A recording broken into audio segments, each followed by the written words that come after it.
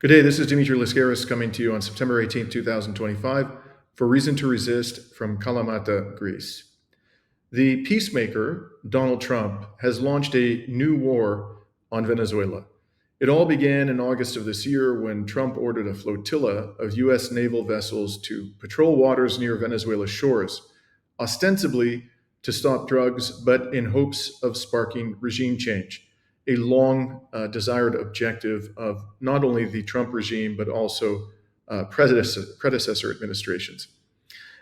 Then came the first strike on September 2nd.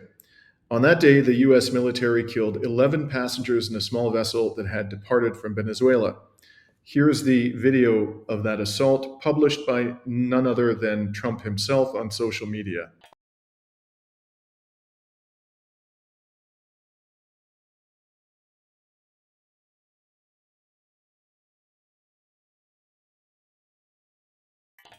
Trump claimed, without providing any corroborating evidence, that the vessel carried 11 members of the Tren de la Agua drug cartel and that the U.S. had killed them while they were transporting illicit drugs, presumably in the direction of the United States. On Monday of this week, the U.S. military perpetrated a second attack on a small vessel near Venezuela's shores. That vessel was reported to have carried 3 passengers. Again, the Trump regime claimed that the vessel was loaded with illicit drugs headed for U.S. shores. On Truth Social, Trump alleged that the U.S. had interdicted and positively identified, those were the words that he used, that the victims were, quote, extraordinarily violent drug trafficking cartels and narco-terrorists in the Southcom era of responsibility. The strike occurred while these confirmed narco-terrorists from Venezuela were in international waters transporting illegal narcotics. And then in brackets, Trump wrote in caps, a deadly weapon poisoning Americans, exclamation mark. And he asserted that this was headed to the US. And here is how Trump responded when the press asked him if he would produce any evidence to back up his claims. First on Venezuela, what can you tell us about this Venezuelan boat that was taken out? And do you plan to provide proof that these were narco-terrorists who were on their way to the U.S.? Well, we have proof. All you have to do is look at the cargo that was like it's spattered all over the ocean. Big bags of cocaine and fentanyl all over the place. And it was, plus we have recorded evidence that they were leaving. We've recorded them. We're very careful because we know you people would be after us. We're very careful. The military has been amazing. And General Kane showed me a little while ago the clip, but you could actually see it. But you don't have to see it because we have recorded proof and evidence. We know what time they were leaving, when they were leaving, what they had, and all of the other things that you'd like to have. But we have noticed that there are no ships in the ocean anymore. We're seeing that there's like no ships, when the first one we went, there were hundreds of boats. Now there are no boats. I wonder why. Now, I wonder why indeed. I imagine that any sane person would be reluctant to depart by water from the shores of Venezuela under these circumstances. Now, in order to discuss all of this with us and to get the Venezuelan perspective, we've invited onto the program Carlos Ron. And Carlos is the former Deputy Minister of Foreign Affairs for North America and former president of the Simón Bolívar Institute. He's currently the coordinator of the Nuestra American office of the Tricontinental Institute for Social Research, a wonderful firm, investigative and analysis firm that is headed by Vijay Prashad, whom we've previously interviewed on Reason to Resist. Thank you so much for joining us today, Carlos. Well, thank you very much for this invitation. I'm glad to be here. So, Carlos, before I get into it with you, I just want to make a disclaimer to our audience in the interest of full disclosure. Last year, I was invited by the Socialist Party of Venezuela to act as an election observer in the Venezuelan election, and I accepted the invitation. I reported from Venezuela at the time, and I also have known Carlos for a number of years. I do consider him a friend, and I just wanted to ensure that all our audience members were aware of that, Carlos. Very good. So, Carlos, I imagine that the situation in Venezuela, you're in Caracas at the moment, is rather tense, or at least one would expect that it would be tense. Could you describe to us the mood amongst the people in Caracas at the moment in light of this quite threatening behavior from the Trump regime? Well, first of all, I'd like to say I mean there's a tension, of course, that is normal in the sense that you see this offensive by the U.S. Administration towards Venezuela, but it's not an offensive that is just implying the ships that are out there in the Caribbean Sea at this moment. We have been undergoing an attack on the Venezuelan people for the last, specifically, the last year or so, where there has been the criminalization of people of Venezuelan origin in the United States.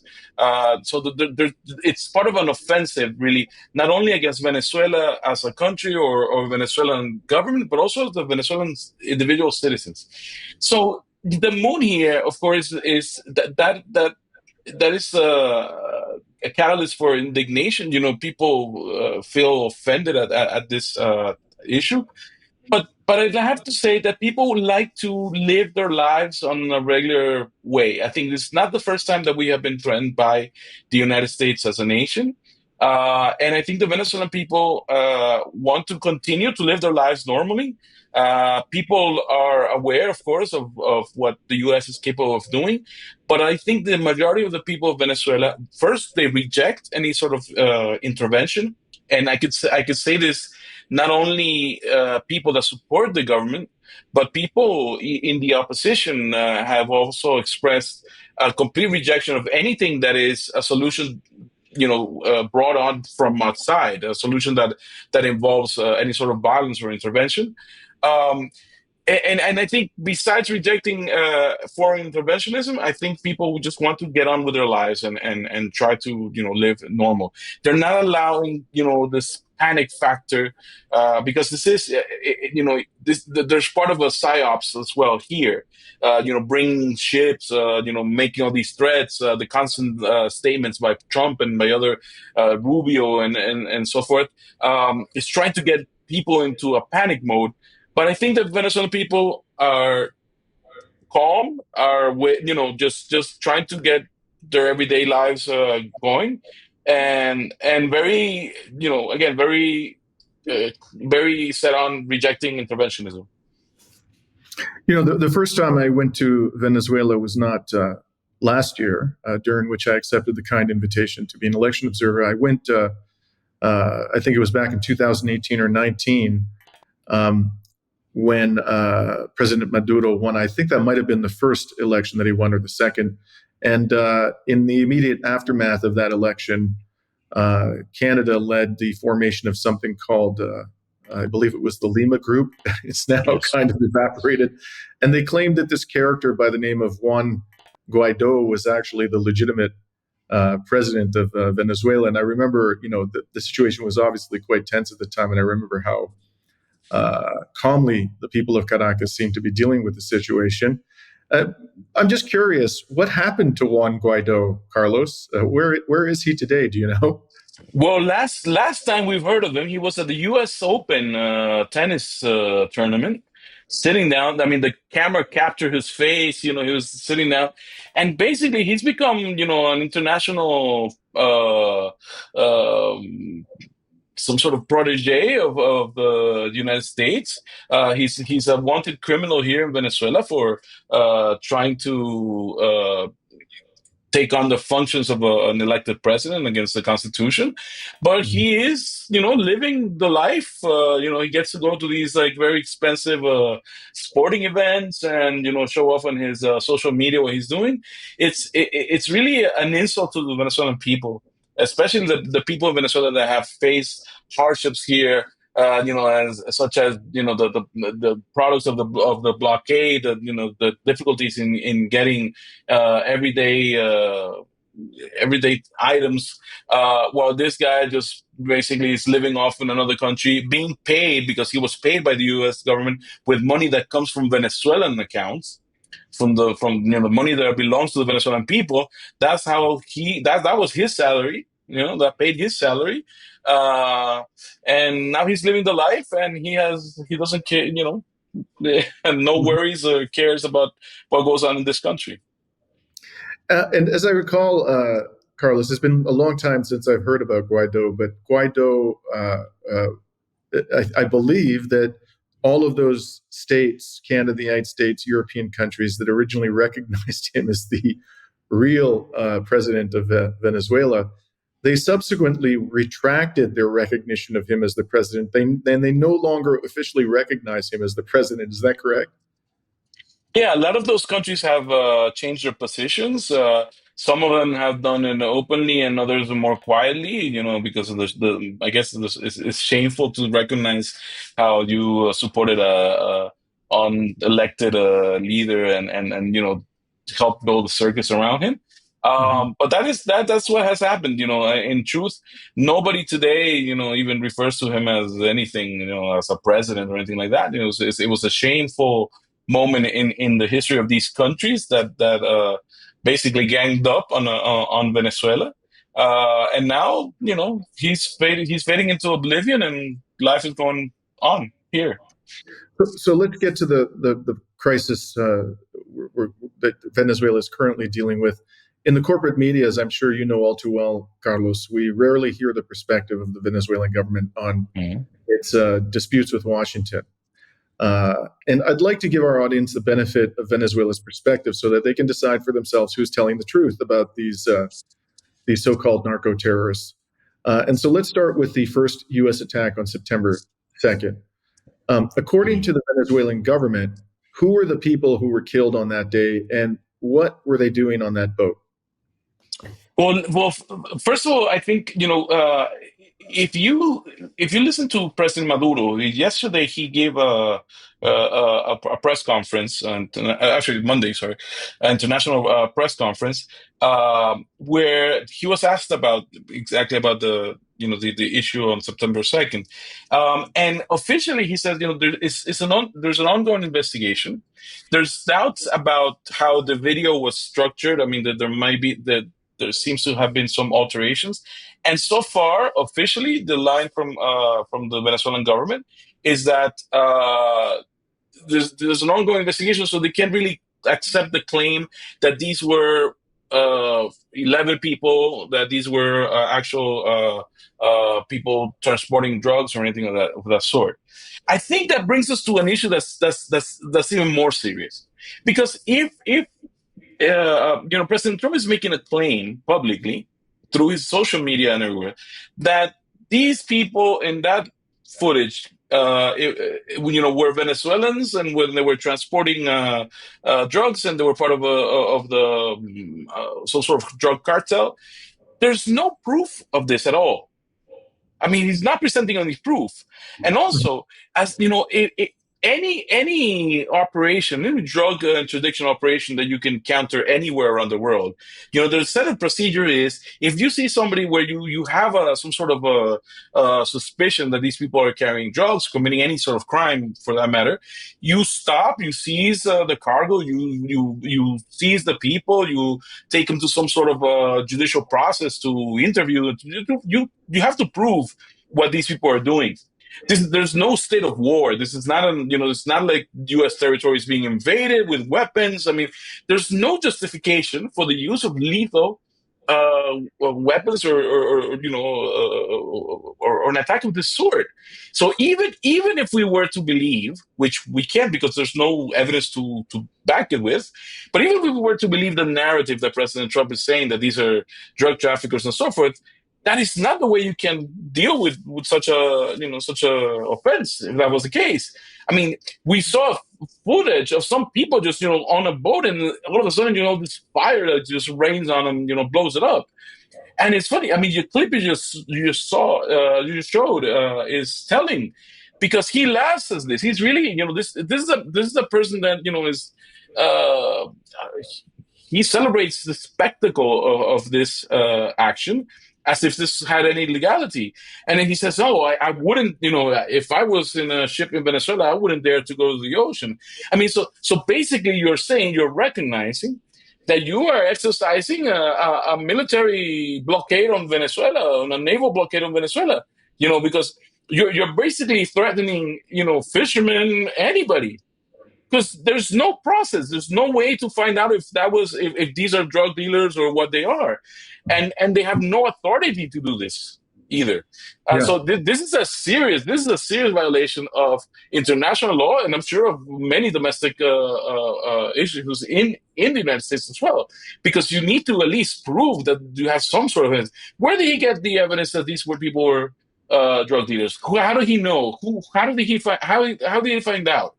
What was the previous investigation to learn that these people were going to the United States with drugs? And if so, why don't you detain them and seize the drugs and all that? There's no way. The reporter asks him for proof, and he says, "Well, you saw the cocaine splattered in the ocean. I mean, how is that going to be proof of anything?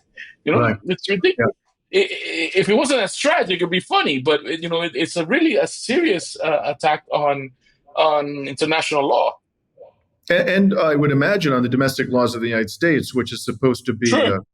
a champion of due process, the presumption of innocence, a fair trial, and so forth. I mean, as I'm sure you know, Carlos, international human rights experts have condemned this as being violative of many basic norms of international law. And again, I think this is also violative of domestic U.S. law, so much so that Kentucky Senator Rand Paul castigated Vice President J.D. Vance for gloating about the murder, because that's what it was, of these 11 people, whoever they may have been. And to make his point, Senator Paul cited a long-loved literary classic. He said on social media, J.D., quote, "I don't give a shit," quote, Vance, says killing people he accuses of a crime is the highest and best use of the military. Those were the words that Vance used. And Rand Paul continued, "Did he ever read To Kill a Mockingbird? Did he ever wonder what might happen if the accused were immediately executed without trial or representation?" And so even though, Carlos, even if these people, there was absolutely no doubt in anybody's mind that they were narcotics traffickers, I don't think that a civilized society would just massacre them. What they would do is send forces to arrest them and imprison them. I mean, doesn't that seem like a basic principle of justice and due process to you? Well, of course, there's no due process being followed, and like you said, there are laws within the United States also that you have to prove that there is a threat of drugs before you can do any of these other types of escalations in the use of force. But again, it is an extreme use of force. But then that just takes us to what the reality is going on. There's a harassment on Venezuela, and there's a harassment on the Venezuelan government, and there's harassment on the Venezuelan people. I mean, the Venezuelan authorities in the last Friday also made a statement denouncing how a tuna fishing boat was harassed for 8 hours by the tanker, or some of the military in the tanker, asking questions. So basically, fishermen who have legal permits to fish in this area, who are legally there in these waters, they are also being harassed. This is obviously not part of a law enforcement operation. This is part of a higher regime change operation. In 1964, where U.S. warships approached the coast of Brazil, in Rio de Janeiro, Recife, and basically the presence of these military ships was like a green light for the Brazilian military to overthrow the government of João Goulart. So it was a sign of support and pressure that eventually helped promote a coup. And I believe that this was something like this must have been the reason for bringing this massive deployment here. I mean, if you look at the number of troops, I mean, the initial count was about 4,500 Marines, about 8 warships. This has been increasing in the last couple of days somewhat. But overall, I mean that count is not enough for a land invasion in at least in historical terms. When the U.S. invaded Grenada in 1982, it was 38,000 troops. The 1989 attack on Panama to seize Manuel Noriega involved about 30,000 troops. So of course the number of a land invasion is not there, but the pressure is there. You know, and the spectacle, because every ship movement is being recorded in placed on TV. Fox News is carrying on reports and so forth. So you have this.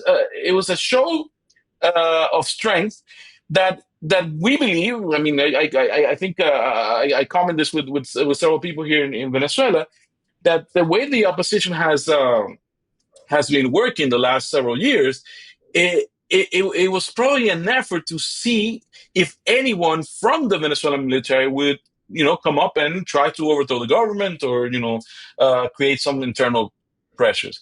What the United States has learned in these 25 years is how to really calibrate the mood of the Venezuelan people and the position of the Venezuelan people, even the position of some of the people in the opposition. You see, that nobody wants a military intervention. Nobody wants to solve, the Venezuela's internal disputes with, a U.S. Puppet regime. I mean, people here, they like elections. I mean, we've had 7 elections in the last year. People, that's not the problem. It's not a lack of democracy. It's a lack of project on the side of the U.S. agents. They don't have they have a neoliberal project that people have rejected because people have learned to live on a different paradigm. People in Venezuela have had social programs since the first election of President Hugo Chavez. I mean, people have left poverty. There was a growth. There was a lot of changes in Venezuelan in the Venezuelan society because of that. And even during the years of President Maduro, where the economy has been hardest hit because of the sanctions and because of these attacks, people don't want to go to outright neoliberal process. People don't want to undergo what others are undergoing in Argentina or in Ecuador, which, by the way, Ecuador now has become the number one cocaine exporter to the United States, but that's another story. But in any case, there's obviously an intention to remove the Venezuelan government, which is what really disturbs the United States and the Trump administration. It's not drug trafficking, because again, drug trafficking, by all accounts, the DEA own reports, by international UN reports, by all accounts, drug trafficking in the majority of what comes out of South America goes through the Pacific Ocean to the United States. I mean, it's a whole other Venezuela. For people that may not have a map right in front of them, Venezuela has no coast on the Pacific Ocean. Venezuela is on the Atlantic Ocean. So if 87% of drugs are traveling in the other ocean, where Venezuela has no access, why isn't this operation taking place on that side of the world? Why isn't the ships coming down from California down to the Pacific and the coast and sea where they could stop shipments?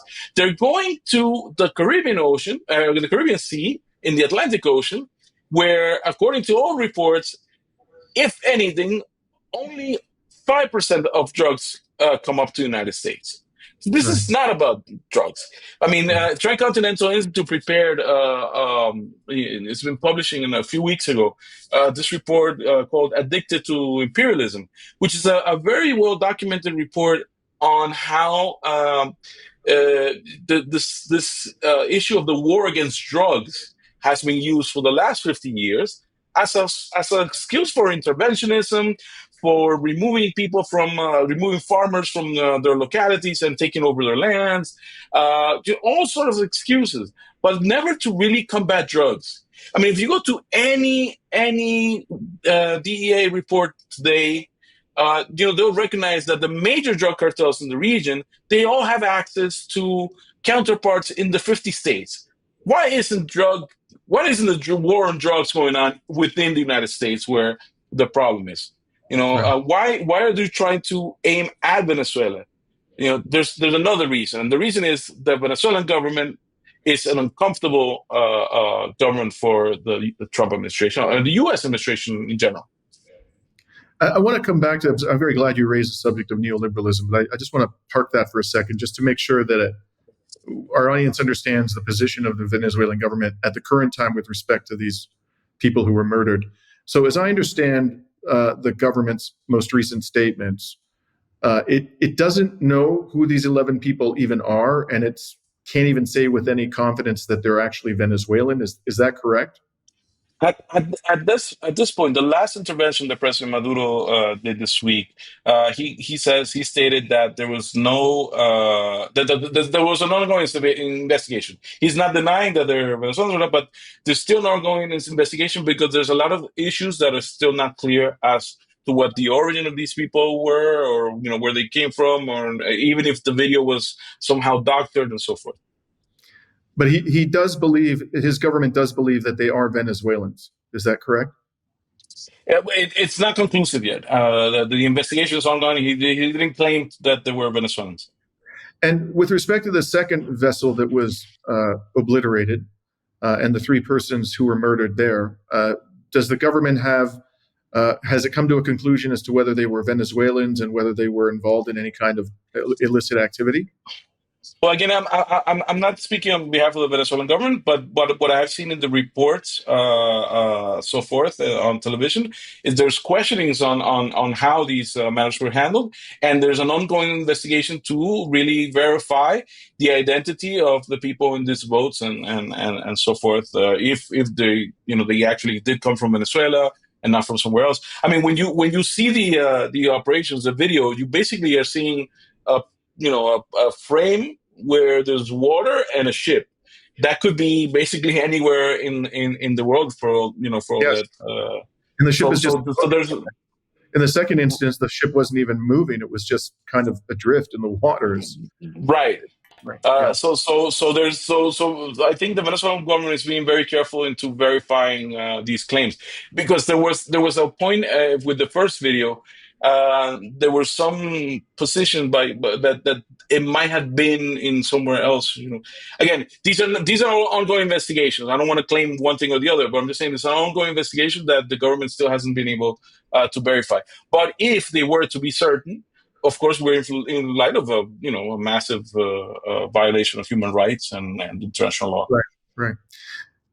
It seems to me, Carlos, that this is a theory on my part, and no more than that. I can't read the Donald's mind, nor do I want to try. But one possible way to interpret the administration's behavior is that it is trying to provoke the Venezuelan military into some kind of a reaction. Let's imagine that this continues and that the government confirms that these are Venezuelans, they're law-abiding citizens, they're not engaged in any criminal activity. That's the conclusion they come to on the information available to them. And they just keep obliterating civilian vessels with Venezuelan citizens on them, innocent citizens who are engaged in no criminal activity. At some point, I would imagine the Venezuelan government is going to have to respond in some way with force, at which point one could easily imagine that the Trump regime will spin it as though Venezuela committed an act of aggression against the United States, and then use that as a pretext to actually attack the sovereign territory of Venezuela. Do you think that might be where this is all heading, that is the ultimate goal of the Trump administration? Or do you think it's more limited and they're simply trying to effectively, as you put it, impose a naval blockade on Venezuela without calling it a naval blockade? What do you think the ultimate objective here is? Oh, I think, again, to me, this is a regime change operation. I mean, that is the end goal. How you get there, there's different ways of reaching that.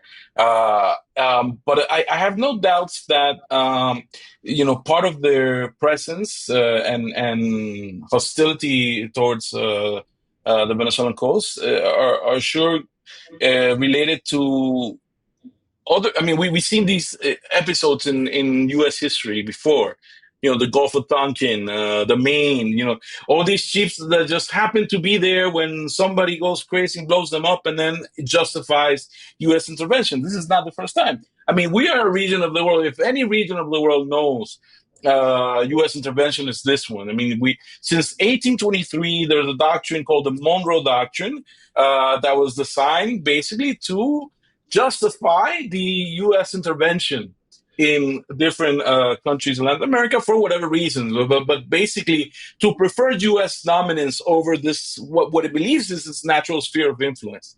I mean, there's a thing in the establishment psyche of the United States that we are some sort of extension of their territory, and they have some right to our resources, our people, everything. It's kind of like their backyard, as they so often stated. So throughout the years since 1823, when this doctrine was first created, you have seen several attempts at, or corollaries justifying different levels, increasing levels of interventionism.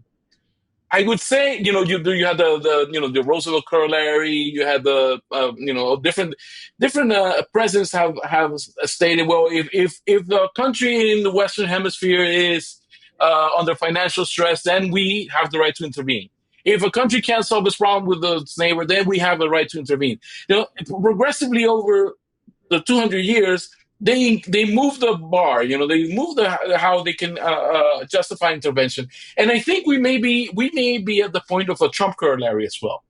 A Trump corollary that I would say, which is very, very serious, but is basically saying we can intervene militarily, even against the country and its people, not just the country, but against the country and its people, in the Western Hemisphere, without due process or any legal considerations, if we can justify it as part of our internal security policy. That's basically what Trump is saying. Trump is using the drug crisis in the United States to try to justify, again, not only the aggression now militarily in the coast, but it justified the imprisonment of at least 252 Venezuelans who were taken from the United States, thrown in a concentration camp in El Salvador without due process, without any sort of legal excuse or or even right to defend themselves or to even say anything about it. So, the U.S. is still holding about 60 children from their parents who have been deported to Venezuela. So this is a complete aggression, again, against the Venezuelan people, the Venezuelan government, the Venezuelan state, everything. You're blocking Venezuela with sanctions and financial walls and transactions. You're accusing Venezuelans of being terrorists, gang members, and everything, and deporting them and doing whatever you want with and taking their children. And now you're using ships to threaten national security. It's a large operation just to show that the United States can exert its dominance over the region, and it attacks Venezuela in particular because Venezuela, during the last 25 years, has been carrying out an independent policy from the United States. When President Chavez came into office, he changed the orientation of Venezuelan foreign policy, of Venezuelan ties. He established, reconnected with China, with Russia, with Iran, with countries that are threatening to the United States because they are their main competitors. So in a world, I mean, if we see how polarized the world is today, if we see how the United States is trying to carry out this new Cold War type of scenario against China, well, it's trying to reaffirm its dominance over its backyard. Again, what it considers to be its backyard. And that's why the tenacity with which it engages Venezuela is so brutal. Because Venezuela has been one of the most, like Cuba, and but Venezuela has been one of the most positioned countries, to say, look, we don't have to follow what you say. We want to have our own destinies and carry out our own policies, and that's why we're suffering, I believe, this type of aggression today. And now, Carlos, when the Western corporate media talk about this aggression, of course, they don't describe it as an aggression, but when they talk about these so-called drug interdiction initiatives by the U.S. government targeting Venezuelans, they tend not to mention the fact that Venezuela has the world's largest proven oil reserves, and by a Right. significant margin. According to the U.S. Energy Information Administration, Venezuela has 304 billion barrels of proven reserves, placing it significantly ahead of the second place country, which is Saudi Arabia, at 267 billion barrels of proven reserves.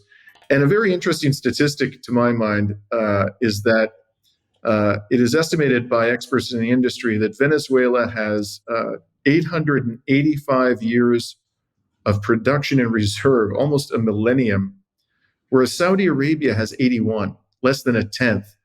In other words, if Saudi Arabia doesn't prove any other reserves than those that are currently proven, and it continues to produce oil at the current rate, it'll run out in 80 years, whereas Venezuela could go on for almost 900 years. You know, could you talk to us about the role of all of this, what you view as being the role of Venezuela's vast oil wealth in U.S. belligerence? And also, if you could tell us about the current state of the Venezuelan oil industry, and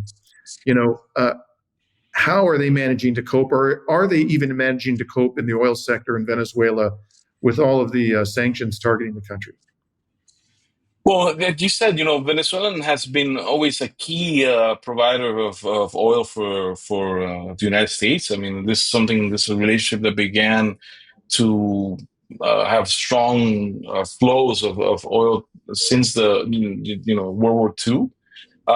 Venezuela, different from the rest of the main producers, which are mostly located in the regions of West Asia. It only takes a ship, a few days to reach U.S. coast to be refined, while it may take a month or so for it to come from the Persian Gulf. So you definitely there was always a preference on the side of the United States to of Venezuelan oil because of the proximity, how easy it was. And you have refineries in the United States that were built specifically to treat Venezuelan oil. I mean, that's how close the relationship has been. So definitely, this is as we take a look at imperialism today and how the way it is going to it is trying to prolong its dominance, its hegemony over the world via military operations and an increasing militarization of all its policy. I mean, today, the military budget of the Pentagon every year still increases more and more. Then you realize that there's no war that can be fought on solar energy or wind energy. You haven't seen. We still have to discover the cruisers and the fly with on solar panels. They're still using your regular gasoline fuel. So there's a need, of course, to have direct access to that industry.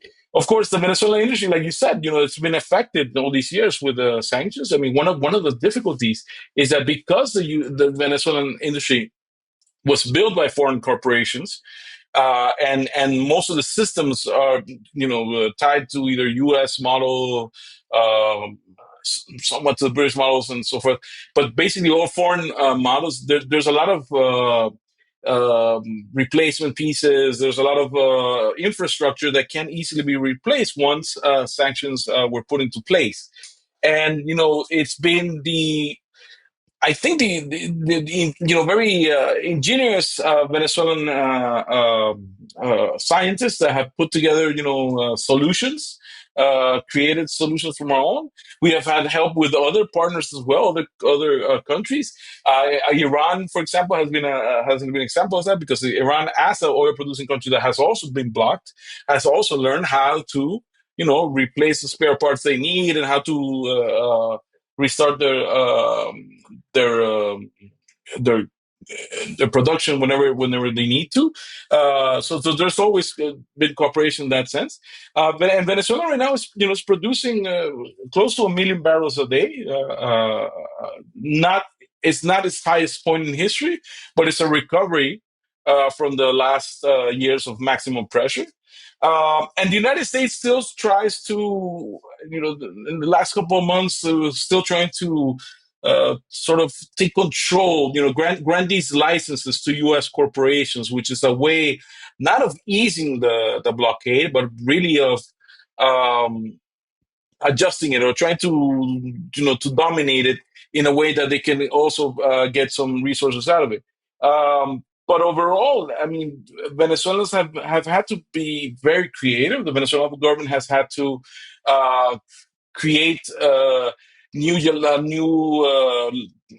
framework and legislation framework into which to operate and to be able to export the oil that in other ways is blockaded from the financial system and from the commercial systems dominated by the U.S. It's been a very difficult last couple of years. But it's still, I think we have to give credit to the Venezuelan government. It has learned how to live under sanctions and how to,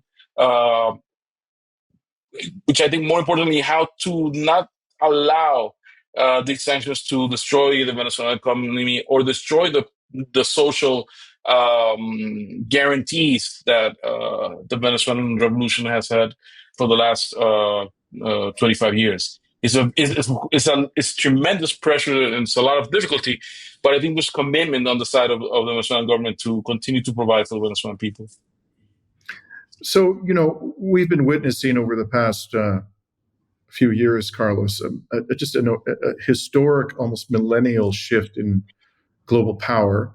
And obviously, the BRICS countries, principally China, but also India and the Russian Federation, have really emerged economically, militarily, and politically as a major force. And arguably, the BRICS today is more influential, more powerful militarily and economically than the Western Bloc.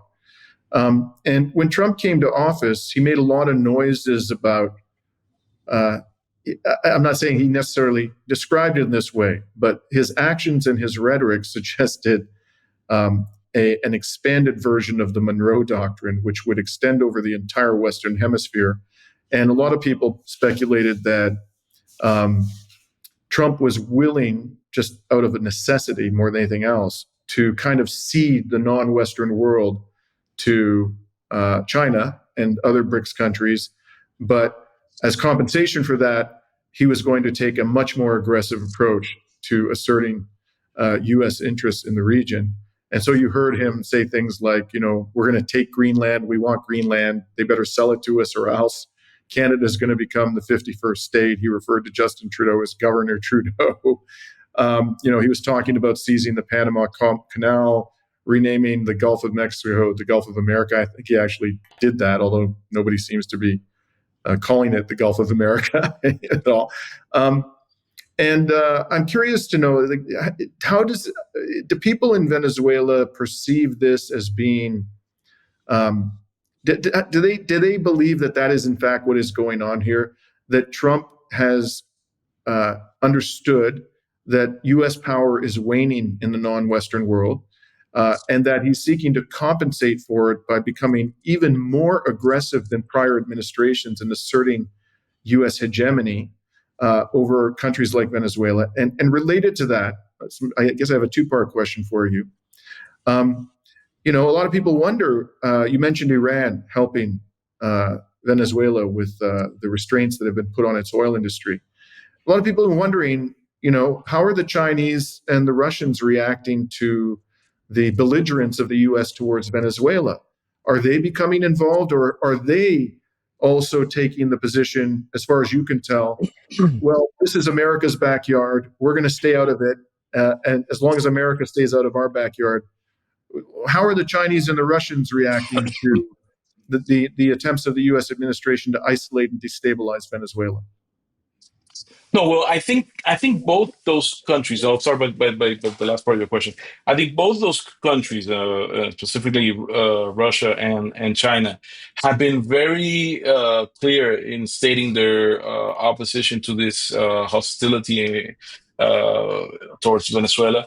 In all its moments, not only now when there's the warships around the Caribbean Sea. There has been recent statement by both countries on this matter, but also throughout all these all these maximum pressure campaigns from the first Trump administration, even some during the Biden administration as well. I mean, there's always been a clear position that this is not the way to do politics. This is not the way to live in a developed international community. I mean, we tend to think about the world in these polarized terms. I mean, the United States against BRICS or against these countries. But in reality, those countries don't look at the world in those terms. This is a U.S. framework. The always trying to have the Cold War mentality. Us against them. I mean, when you talk to Chinese officials, for example, they talk about a world of cooperation. They don't see themselves as trying to be the enemy or the adversary of the United States. They think about other issues in development and how they would like to work with all countries. I mean, that sort of polarization it really is only in the U.S. framework, and of course the U.S. drags some of the satellite countries it has, even the European, Canada sometimes, and some countries that are governed by right wing. Governments in Latin America, they get dragged by the U.S. type of vision. But when you see these other countries, they're thinking about development in other terms, not in hostility with the United States, but in reaffirming the needs of those countries and those other regions of the world. And that's honestly that's what I think most countries want. I mean, most countries are not anti-U.S., anti-American. This is part of the colonial rhetoric. Countries, I think, want a sort of cooperation where you are respected as a sovereign nation, and that you recognize your right to development, in the terms and in the conditions that you have, and so forth. Now, I think, though, when you look at going back to the first part of your question, of how the region it feels or sees this. I mean, Trump came in with a very aggressive second term. I mean, he already had some issues that we could talk about from the first term, but right now the Trump administration has the things you mentioned, the taking over the Panama Canal, the Greenland, but also the hostility towards Mexico and Colombia, based also on these issues of drug trafficking. I mean, the first threats of sending drones and attacking within the borders of a country was done to Mexico, and similar threats have happened to Colombia as well. I mean, again, as if the United States has a right to pursue its internal policies in some other territories. This is an extrapolation, of course, of any authority the U.S. has. But also, if you look in the last couple of weeks, something that maybe has not been picked up that much by mainstream media. The attack that the U.S. has had on Brazil, because Jair Bolsonaro, the former president of Brazil, has been convicted of attempting a overthrow of the democratic government of President Lula. And because some judge in the Brazilian court has deemed, led this investigation and so forth, the United States has threatened with sanctions. I mean, it's already sanctioned the judge, and openly the Trump administration says it's doing so because they consider Bolsonaro a friend, and because they think it's unjust what's going on, and then it's unjust, the way they're censoring freedom of speech, and they threaten to even use military force in defense of freedom of speech. I mean, freedom of speech in a country that last night announced that Jimmy Kimmel can't be on ABC anymore because he said something that was upsetting to the right wing of the United States. I mean, this is crazy. But this is how the U.S. now is operating. So the threats in the region are, again, when you see the overall picture, this is an attempt of closing in on individual sovereignty and saying, look, you guys have to do what the United States has planned for you. So that if that means that you get any Chinese company outside of the Panama Canal, you have to do that. If that means your courts have to approve of the people we think are good precedents for you, it has to happen. If that means that you have to overthrow the governments of Cuba or Venezuela, I mean, they reinstated Cuba in the list of state sponsors of terrorism. Cuba, a country that had sent doctors in the pandemic to help other people out, a country that developed its own vaccine and couldn't use it because no syringes are coming in because of the blockade. That's a threat. That's a terrorist threat. It's crazy, but again, it's in line. I mean, we often get excited about these issues, and as Americans, it's the level of we're upset and we talk about this, but this is completely in line with what the U.S. policy towards the region has been for over 200 years. It's the Monroe Doctrine in all its phases. The United States has always considered that we are an extension of their. And we have no right to, do anything that is outside of those borders. Some presidents implemented more than others, depending what their national agenda is. And when you lack, I would say this, and when you lack an internal agenda that is convenient, then you tend to look outside to see where you could do some spectacle gains so that the people can say, oh, the president is doing this and that to protect us. But in the end, it's the lack of a real successful policy within your own borders that makes the United States go out and try to exert its power over the rest of Latin America.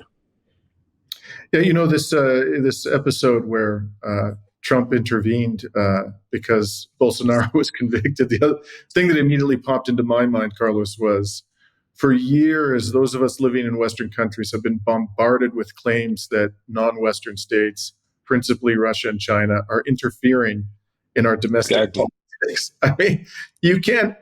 Russia and China, can you imagine if they did something like that? Could you imagine if the American courts convicted a U.S. politician for attempting a coup, and then they then sanctioned the judge and threatened military action to protect the convicted offender? I mean, there would be it's outrageous. Yeah, we'd be into a nuclear war in no time.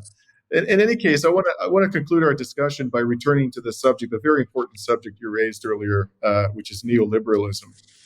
It seems to me, in a way, and I say this with the greatest of respect and frankly, concern for the well-being of our brothers and sisters in Argentina.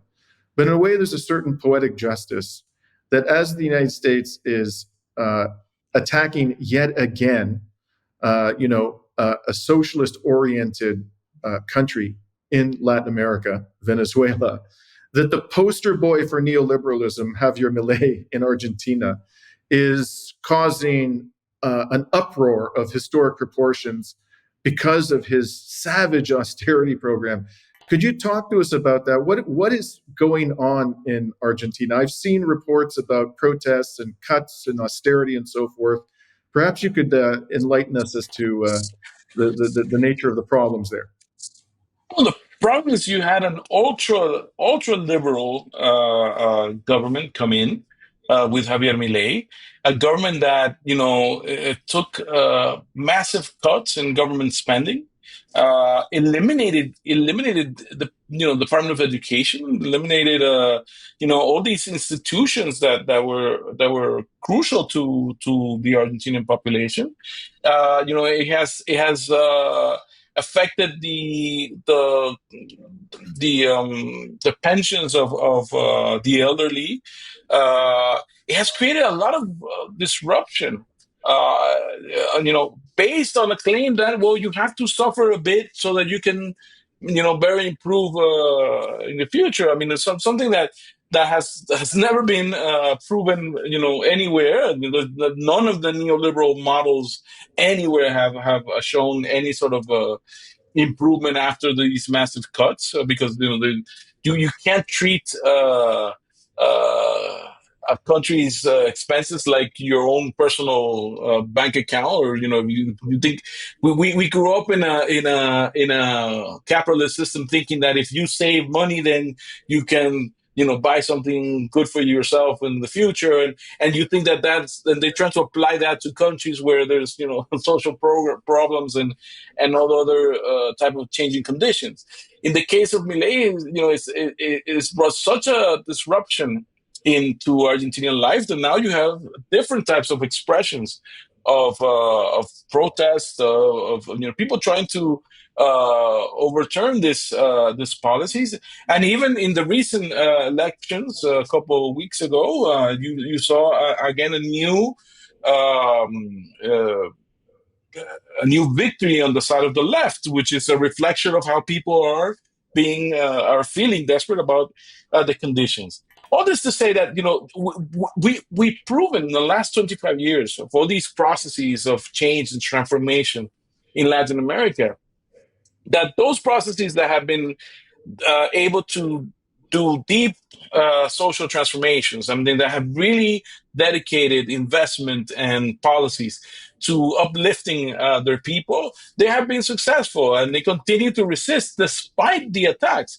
I mean, Venezuela was having a very successful development and growth until you started hitting it with all these sort of sanctions and disrupting its economy. But if that had not happened, we would be in a stage right now of much more development and wealth. That we were able to lift millions of people out of poverty, and that's true for Brazil. That's true for Mexico. That's true for many other countries that have done a human-oriented type of project. And if the United States wanted really cooperation with the region, it could have tried to support those type of efforts, but rather it has always decided to close in into anything that is not doing what is in the interest of U.S. corporations, and that's where we clash, because if the interests of the people of Latin America are not the interests of U.S. corporations, and you can't have it both ways. So as long as there's resistance and as long as there's consciousness on what real development is, that it's not just money coming to some companies inside your country, but it's the actual expression of a better type of dignified living for people, with social problems, with healthcare taken care of, with education taken care of. As long as we struggle for that, we're not going to be able to partner with a country that just has the interest of filling up the pockets of its corporations. Well, Carlos, it's always a pleasure to speak with you, and I wish you safety in these troubled times. And I hope we can continue our conversation. I'm sure we'll have a lot more to talk about in the weeks and months ahead. Sure. Thank you. Appreciate this opportunity. Thanks a lot. Thank you. And this is Carlos coming from Caracas, and I'm coming to you from Kalamata, Greece on September 18th, 2025.